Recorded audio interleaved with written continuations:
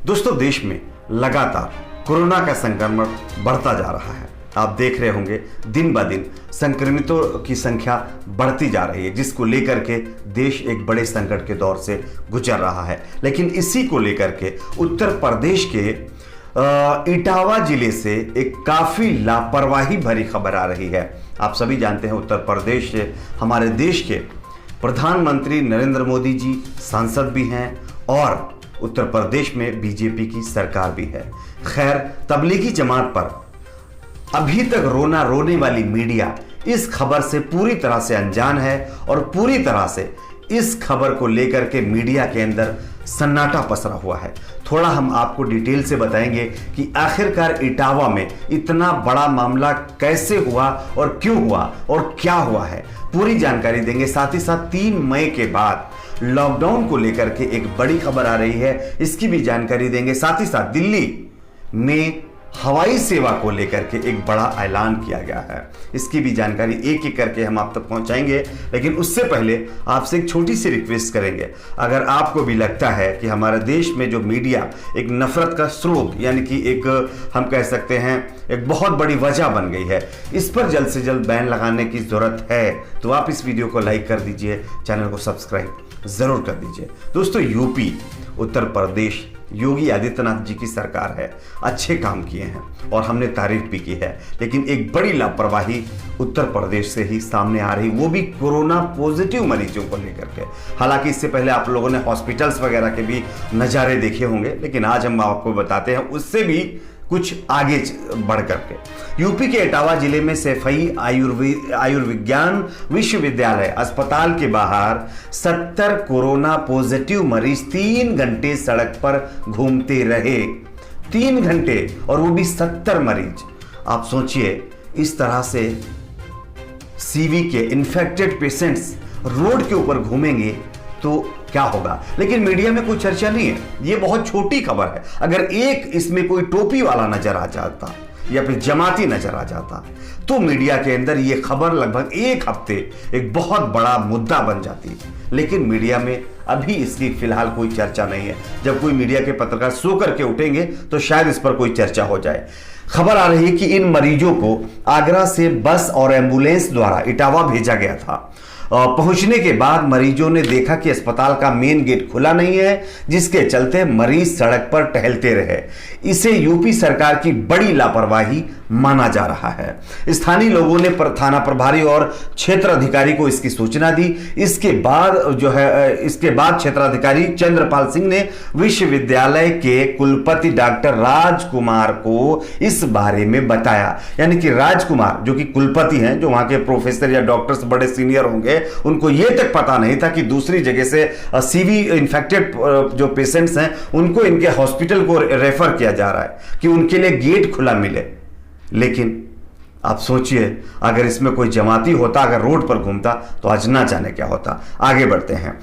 बताया जा रहा है कि कुलपति ने इसके बाद अस्पताल का मेन गेट खुलवाया और मरीजों को अस्पताल के अंदर बने सीवी यानी कि वायरस विंग में भर्ती किया गया है। कुलपति राजकुमार ने कहा कि यह घटना आगरा प्रशासन की संवादहीनता का परिणाम है। उन्होंने कहा, हम सड़क पर उनके घूमने की रिपोर्ट्स का सत्यापन कर रहे हैं और आवश्यक कदम उठाएंगे। सवाल तो यह है कि आप आवश्यक कदम कब उठाएंगे? जब ये लोग सैकड़ों लोगों को और फैला चुके होंगे तब। इतनी बड़ी लापरवाही आखिर हुई कैसे, यह सबसे बड़ा सवाल है।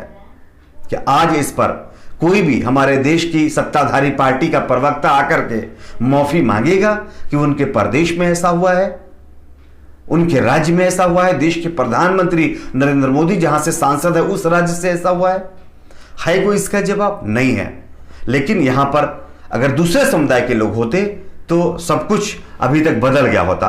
बताया जा रहा कि पुलिस ने बताया कि मरीजों को पानी और बिस्किट मुहैया कराया गया। ये सभी मरीज बस एम्बुलेंस से तड़के 4 बजे आगरा से सैफई आयुर्विज्ञान विश्वविद्यालय अस्पताल पहुंचे थे। अस्पताल का मेन गेट बंद होने की वजह से सभी मरीज सुबह 7 बजे तक मेन गेट के सामने आसपास सड़कों पर टहलते रहे और आगे भी न जाने कितने लोगों को ये इन्फेक्टेड इनकी वजह से हुए होंगे, इसकी भी कोई चर्चा नहीं हो रही है। खैर, कहते नहीं है जिसकी लाठी उसकी भैंस। आगे बढ़ते हैं, हम आपको बताते हैं 3 मई के बाद लॉकडाउन पर क्या होगा। आप सभी के मन में सवाल होगा, हमारे भी मन में ये सवाल है। लॉकडाउन में आप लोग भी रह रह करके बहुत ज़्यादा बोर हो रहे होंगे, सोच रहे होंगे यार लॉकडाउन में छूट दी जाए तो हम आगे जाएं, थोड़ा बाहर निकलें। टीवी डिबेट्स में तो आते हैं कुछ लोग बड़े बड़े, जिनके घर में खाने पीने की कोई कमी नहीं रहती, वो तो भाषण देके चले जाते हैं, हमको अकल बताते हैं, ऐसा करिए वैसा करिए, ये करिए वो करिए। लेकिन सोचिए जिस गरीब के घर में एक वक्त का खाना नहीं है, जो डेली कमाता डेली खाता था, वो घर में बैठ करके क्या करेगा, कैसे उसकी रोजी रोटी चलेगी। खैर, केंद्र की मोदी सरकार जागी है और उन्होंने गैर जरूरी दुकानों और रोजगार को भी शुरू करने की परमिशन कुछ हद तक यानी कि लॉकडाउन के प्रोटोकॉल को फॉलो करते हुए दी है। ये काफी अच्छी बात और सराहनीय बात है कि प्रधानमंत्री और जो है केंद्र की मोदी सरकार ने ये काम किया है, अच्छी बात है। लेकिन जो लोग आकर के भाषणबाजी करते हैं उनसे पूछे उन्होंने अभी तक क्या किया है।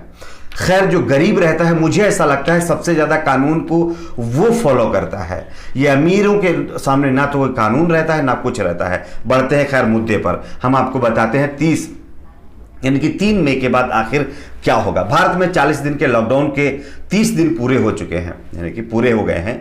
अब सबकी नजर इस बात पर है कि 3 मई के बाद देश से लॉकडाउन हट जाएगा या नहीं। हालांकि देश भर में कोरोना संक्रमित मरीजों की संख्या लगातार बढ़ती जा रही है। 3 मई को लॉकडाउन हट जाएगा, इस सवाल पर देश के 6 राज्यों के शीर्ष मंत्रियों की क्या राय है, ये हम आपके सामने रखने वाले हैं कि मंत्रियों का क्या मानना है। देश में कोरोना से सबसे ज्यादा प्रभावित राज्यों में अगर बात करें तो वो है दिल्ली शामिल है और यहां पर लगातार मामले बढ़ रहे हैं। इंडिया टुडे के साथ खास बातचीत के दौरान लॉकडाउन बढ़ाने को लेकर के दिल्ली के स्वास्थ्य मंत्री सत्येंद्र जैन का कहना है कि दिल्ली में लॉकडाउन का 1 महीना पूरा हो चुका है। इस दौरान दिल्ली में 2248 के सामने आए हैं और सभी अभी जितने के सामने आ रहे हैं उसकी तुलना में ज्यादा लोग भी ठीक हो रहे हैं। ठीक है, आगे बढ़ते हैं। उन्होंने कहा कि विशेषज्ञों का कहना है कि लॉकडाउन नहीं होता तो ऐसे में मामला 50 गुना या 100 गुना ज्यादा होता, लेकिन लॉकडाउन से फायदा मिला है। लॉकडाउन का 1 महीना पूरा हो चुका है। कोरोना से मरीजों को ठीक होने में पूरे 28 दिन लगते हैं। उन्होंने लॉकडाउन की तारीफ की है और आगे की रणनीति के बारे में बताया है। राजस्थान के उप मुख्यमंत्री सचिन पायलट से भी इसके बारे में राय ली गई है। इसी के साथ साथ हम आपको बताते हैं कर्नाटक के उप मुख्यमंत्री अश्वथ नारायण से भी बात की गई है। इन सभी लोगों का मानना है कि लॉकडाउन से लगातार फायदा हो रहा है। केरल और अलग अलग राज्यों के यानी कि उप मुख्यमंत्री या फिर मंत्रियों से बात हुई है, उन सभी का मानना है कि लॉकडाउन से लोगों को फायदा हुआ है, कोरोना पर लगाम लगी है और आगे भी इसको कहीं ना कहीं उन्होंने इनडायरेक्ट वे में कहा है कि ये आगे और एक्सटेंड किया जाए। तो 3 मई के बाद अगर आप ये एक्सपेक्टेशन में हैं, एक्सपेक्ट कर रहे हैं कि लॉकडाउन नहीं आगे बढ़ेगा, तो ये आपकी जो प्रिडिक्शन है, जो आपका एक्सपेक्टेशन है, ये रॉन्ग हो सकता है, क्योंकि 3 मई के बाद लॉकडाउन आगे और बढ़ा जाएगा। हाँ, इसमें ढील देने की बात अलग है, इसमें ढील दी जा सकती है, जैसे कि गैर जरूरी दुकानों को और ज्यादा खोलने की परमिशन दी जाएगी और बड़े बड़े मल्टीप्लेक्स हैं और जो है मॉल्स वगैरह हैं, सैलून है, ब्यूटी पार्लर है, इनको खोलने की परमिशन दी जाएगी, लेकिन सोशल डिस्टेंसिंग के दायरे में। ठीक है, देखना ये होगा आगे क्या होता है। बढ़ते हैं, दिल्ली से ही एक अच्छी खबर आ रही है उसकी तरफ। जैसा कि आप सभी जानते हैं, दिल्ली में मेट्रो चलाने को लेकर के अब विचार हो रहा है। बताया ये जा रहा है कि मेट्रो की तरफ से जल्द ही दिल्ली में मेट्रो शुरू कर दी जाएगी और 3 मई के बाद हो सकता है तो देश में ट्रेनें भी चलाई जाएं, लेकिन उसका नियम कानून पूरी तरह से अलग होंगे। ज्यादा ट्रेनें चलेंगी नहीं, बस सिलेक्टेड यानी कि जो जरूरी होंगी वो चलेंगी, जिसमें बहुत सारे लोगों को जो कंसेशन वगैरह मिलता था वो भी हटा दिया जाएगा। ऐसा अभी तक यानी कि जो खबरें आ रही है उसमें पता चल रहा है। लेकिन अब दिल्ली यानी कि राजधानी दिल्ली से इंदिरा गांधी इंटरनेशनल एयरपोर्ट पर सेवाएं बहाल की जा रही हैं, यानी कि हवाई सेवाएं शुरू की जा रही हैं। यह अच्छी खबर है। हालांकि कोरोना वायरस के मामले में एहतियात बरतते हुए नियमों में सख्ती अपनाई जाएगी। एयरपोर्ट पर यात्रा करने वाले यात्रियों को सलीके के साथ इन नियमों का पालन करना होगा। देखिए, फिक्र आपकी सोमवार से हम आपको बताते हैं कि आखिर इसमें क्या क्या चीज है। देखिए, सबसे पहला, चेक इन काउंटर समेत कई जगहों पर बैठने के लिए ज्यादा सीटें लगाई जाएंगी। सीटों को उचित दूरी पर रखा जाएगा। कोरोना संक्रमितों को एयरपोर्ट पर ही आइसोलेट करने की व्यवस्था की जा रही है। एयरपोर्ट पर मास्क और दस्ताने उपलब्ध कराने के लिए कर्मचारी मौजूद रहेंगे। लगातार संपर्क में आने वाली सतहों जैसे डेस्क, कुर्सी सहित गेट लगातार सैनिटाइज किए जाएंगे। कॉमन जगहों पर सैनिटाइजर रखे जाएंगे। सोशल डिस्टेंसिंग मेंटेन रहे, इसके लिए एयरपोर्ट पर कई लोगों को तैनात किया जाएगा। फ्लाइट में मील नहीं परोसी जाएगी, यानी कि खाना नहीं दिया जाएगा। इसके साथ ये सारे जो प्रोटोकॉल मैं आपको बता रहा हूं, और सभी फ्लाइट्स में टॉयलेट का इस्तेमाल करना बैन होगा। तो इन सारी नियमों के साथ, इन सारी पाबंदियों के साथ दिल्ली यानी कि राजधानी में इंदिरा गांधी इंटरनेशनल जो एयरपोर्ट है वहां पर हवाई सेवा शुरू की जा रही है। आपका इस पर क्या मानना है नीचे कमेंट बॉक्स में जरूर बताइए। इस वीडियो को लाइक करिए, शेयर करिए, चैनल को सब्सक्राइब जरूर करें।